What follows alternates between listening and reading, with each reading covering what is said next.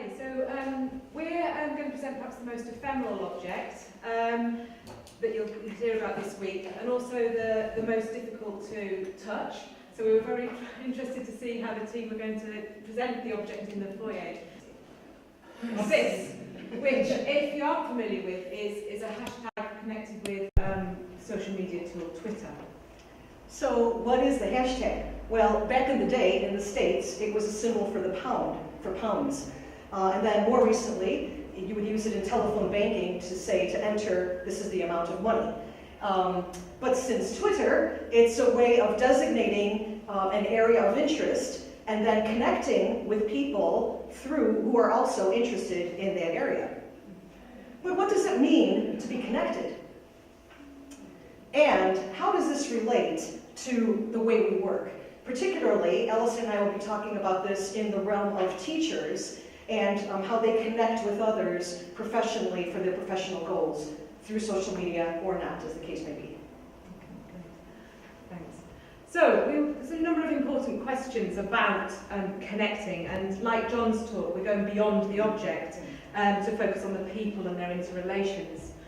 So, thinking about connecting, with whom are we connecting? And if we're in this social media world, do we know? How do we decide with whom to connect? Do we have something very like the hashtag, which we can consciously use to follow particular events or particular themes? Or are we doing something much more exploratory? Do we know at all actually with whom we're connecting? I've got friends in Australia who have teenage sons that have been connecting on Minecraft, which is a space, a collective space where you can create buildings, virtual buildings. And this teenage son just absconded from school because, well, they didn't know why, and they got to the bottom of it, that one of these people that he'd been connecting with on Minecraft had committed suicide, and he'd suddenly realised he hadn't got a clue who they were, how old they were, where they were in the world, and he had no way of dealing with that loss and with that community, because he actually realised he had no idea who they were, and the family having to deal with that now. So on what basis are we making these connections? Are we using them for professional purposes consciously? Are we just playing and our personal lives are connecting or not connecting with our professional lives? Are we having a problem with that, making that personal professional decision about how we connect? What do we hope from the connections? Do we hope anything? Are we being very conscious about these sort of connections?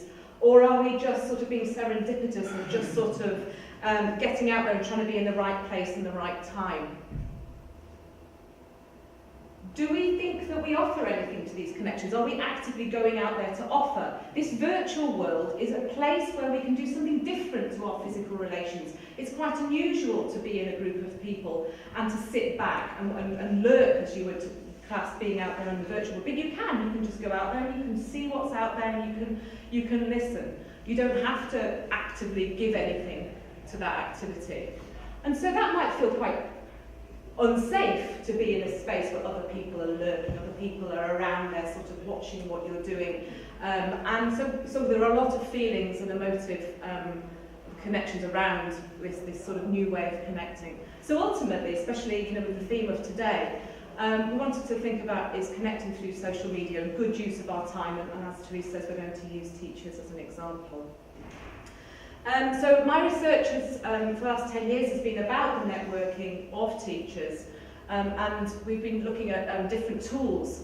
So this is an example of a map that I did in 2002 with an educational advisor, and you can see the various things I've circled there that she was putting on her map, sort of connecting through meetings, through emails, through websites, through policy documents, through hard copy and through seminars. Multiple activities in her connectivity. About 5 years later, we've got a map drawn by a head teacher of her network, and you can see, even with parents or one group of people, how she's using multiple modes of connecting or with advisors. And so this complexity of the way that people connect. Now these particular network maps were drawn before the advent of social media, and that's where our research and my connections with Therese have gone since then. So what do we know about how teachers, as professionals and as people, are using social media? So this is a snapshot from a Twitter chat, which I took last week, So the way you do a Twitter chat is that as long as you include in your tweet the hashtag of the chat, so in this case it was hashtag EdChat up at the top. As long as you include that, you're taking part in the chat. So I just took a snapshot based on that search, and so you can see some of these people. So Mark Anderson is highlighting tools to enhance learning, and then this is a company just pointing up, so how can parents advocate for change in their child's school? So you can see, and that person up there is a teacher as well. You can see how these folks are, they're actually discussing some meaty things about their professional development. Okay, so I was going to talk about two surveys. One was by De Montfort University and the Leicester City Council with 23 of the Building Schools for the Futures project, where there were surveys over 700 teachers. And the headline really from this was a survey about teachers' confidence. And you can see that the majority of staff, 6 out of 7, were highly confident in their use of digital technology. And they created some classes of confidence. With it being skewed towards the teachers in those schools and the support staff being developer or pioneers, those darker colours. Okay, so one of the things that relate to what we're talking about, which they weren't looking specifically at social media, that central one at the bottom, if you could highlight it, it was about e-safety and online identity. So the teachers in that survey felt very confident about those issues. That was something they felt very well trained and very confident in. If you can highlight the next two, the one on the far side is communication and collaboration, and the one on the near side is technology-supported professional development, where teachers were showing the lowest levels of confidence. Thanks. So we've carried out our own survey, a national survey of teachers, which we've focused on social media, both use and attitudes too. This was quite a complex questionnaire, and so they were reporting their confidence in technology, which we came up with very similar findings to the DigiBit project, that everybody was feeling quite confident in their use of digital technology specifically, but in terms of social media, we identified 5 groups, which we've roughly apportioned into 3 lots of thirds and a sort of an elite group of social media enthusiasts, with both their reported use and attitudes.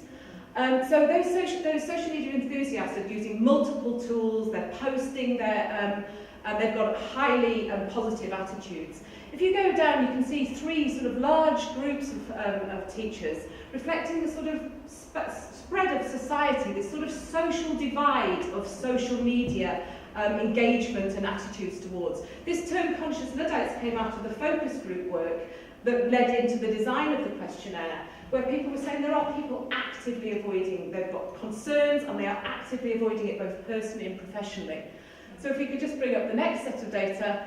At the end of the questionnaire, we asked them to self-identify themselves as one of these categories. There were slightly different ones that came out of the focus group rather than the factor analysis. You can see some differences in how people self-perceive themselves. So we've got a much higher proportion feeling like they're enthusiastic about social media compared to their actual reported activity and attitudes, and a much smaller proportion who were prepared to sort of label themselves as conscious Luddites. So this brings out the differences between the two sort of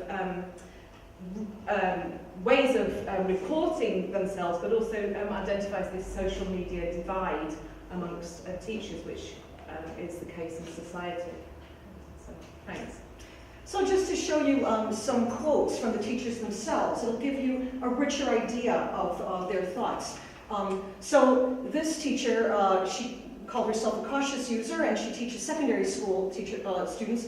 But she commented that Twitter, she likes it because it gives sound bites about something that has just happened, and it could be quite relevant to what she's teaching. And so her students are secondary school age, so they're following her on Twitter, and she's able to do, share out some quite relevant things.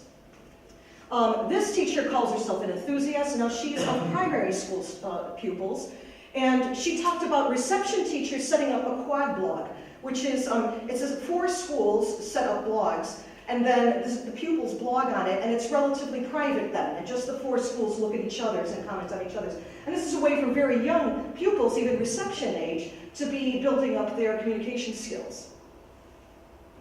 Now, some cautionary words. This teacher was saying, well, just thinking it through, the pupils are accessing social media now, so just thinking, what is the best way to guide them and work it out to get the best out of it. And this was, she called herself an enthusiast of, teacher of primary school pupils. And now here's one that was quite more cautious concern here. A conscious Luddite teacher of secondary school pupils saying the amount of bullying, and when these things blow up on Facebook, the pupils' parents will come to the school expecting them to iron it all out. And for that reason, he kind of was remaining as a conscious Luddite. But a way of looking forward, how do we go forward in this? This was not an unusual kind of stance. This person called themselves a skeptic, a secondary school teacher, saying, I remain to be convinced, but if someone actually showed me what I could do with it, I might actually give it a try. And this gives us an idea of kind of a way to possibly bridge the digital divide that we were seeing. So, sort of despite the potential for greater democracy and equity of knowledge flows, for the possibility of this social networking, the hashtag sort of has exposed for us this sort of social divide within, with respect to networking. So we were looking at the way forward as to whether teachers, as examples of professionals, feel like they want to stop and they want to stop using it or even talking about it or being encouraged or being coerced into using it, feeling the sort of pressure of their peers to use it in schools with their children, whether there is a space now for people to move forward safely and effectively, or whether there is a space a time to pause. And we're feeling from the data that we've got that there needs to be new spaces to debate the way forward. And linking into Jane's talk earlier about the generation gap, we're hosting an event tomorrow as part of this Festival of Social Science with children and teachers together to debate their sort of concerns, their experiences and their way forward. And this is the website. So how do we engage the conscious Luddites in the conversation? How do we engage across the generations with these different experiences? Because we need to evaluate the way forward and to weigh up the value of against the risks, and to conclude whether actually using social media is a valuable use of our time, particularly if we're thinking about professionals in the world of work. So thank you. Thank you.